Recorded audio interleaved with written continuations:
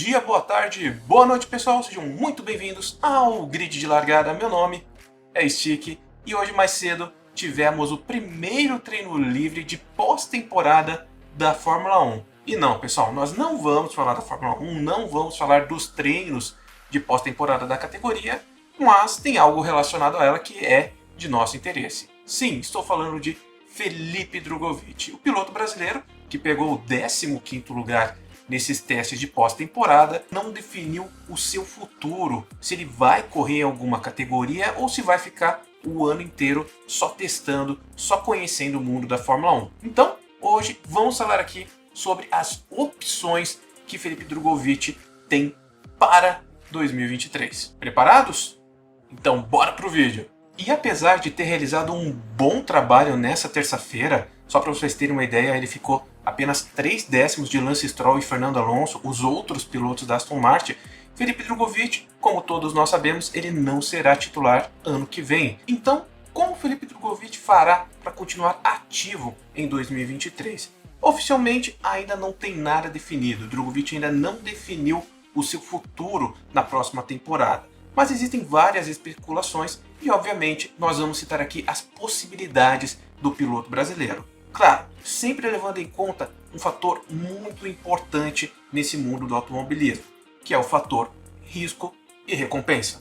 Para vocês que ainda não entenderam o porquê desses fatores, eu vou colocar aqui já a primeira possibilidade do piloto brasileiro, que seria a Fórmula Indy, uma categoria que muitos gostariam de vê-lo correndo já em 2023.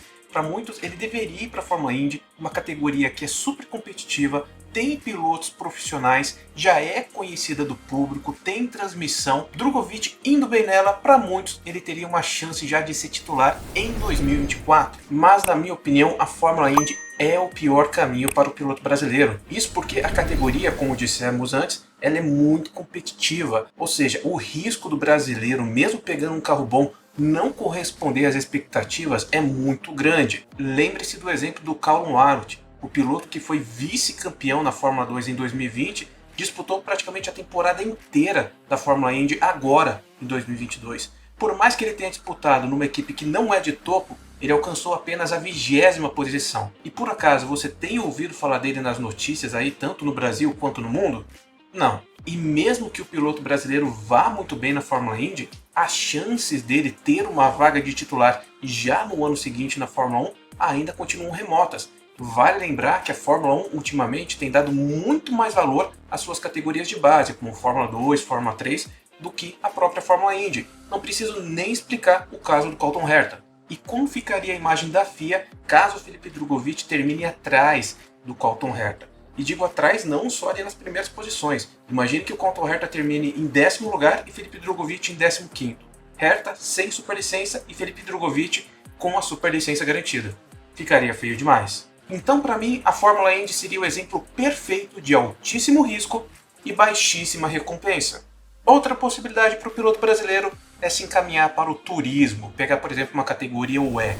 Só que daí, nesse caso, eu não considero o risco muito grande, porque como não é uma categoria Fórmula, ele não tem experiência, ele não seria julgado como se fosse numa Fórmula Indy, por exemplo. Mas também a recompensa seria pouca. Da mesma forma que ele não seria julgado como numa Fórmula Indy, ele não vai ser tão considerado assim se ele for bem numa categoria de turismo. O único ponto de vantagem real seria o conhecimento técnico que o piloto brasileiro agregaria. Vale lembrar o exemplo do Brenton Hartley, que saiu dos turismos, saiu dos protótipos e veio para a Fórmula 1 por conta principalmente do seu conhecimento técnico.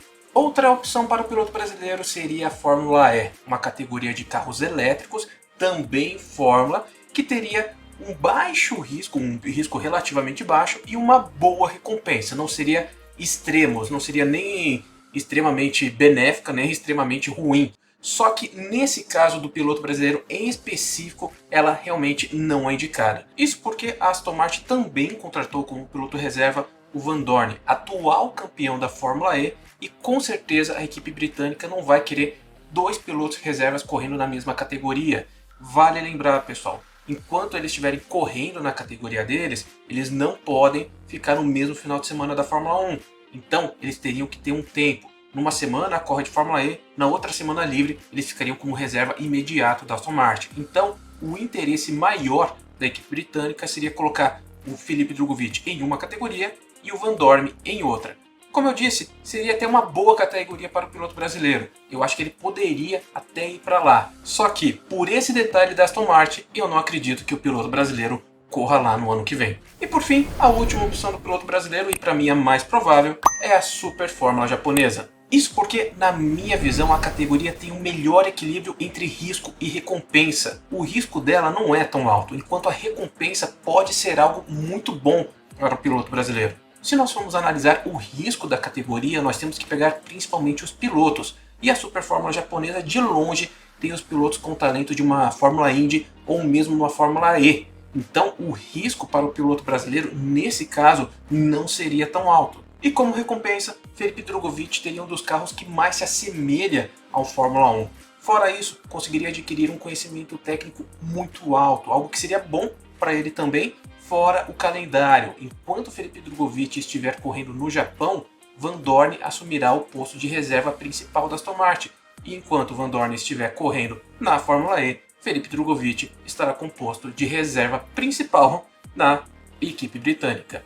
Isso eu falo nos GPs de Fórmula 1, ok, pessoal? Enquanto Van Dorn não puder correr por conta dos seus compromissos na Fórmula E, Felipe Drugovich estará lá, e vice-versa. E ainda tem mais uma última opção para o piloto brasileiro, que seria correr em lugar nenhum. Nesse caso, o Felipe Drugovich acompanharia a Aston Martin na temporada toda, conhecendo os circuitos, conhecendo os bastidores da Fórmula 1, conhecendo como funciona uma equipe na principal categoria do automobilismo mundial. Isso seria muito benéfico para ele, no caso para se enturmar, realmente conhecer o pessoal, mas de toda forma, como algo vem para o bem, outra coisa vem para o mal. Daí Felipe Drugovich perderia totalmente o ritmo com um ano inteiro sem pilotar. Só simulador não dá certo. Mas depois de tanto falar as opções de Felipe Drugovich, dei minha opinião.